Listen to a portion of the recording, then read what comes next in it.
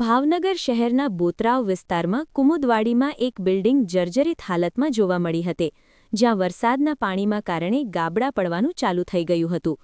મહાનગરપાલિકાના કર્મચારી ઘટનાસ્થળે આવી બિલ્ડિંગ ખાલી કરાવી હતી.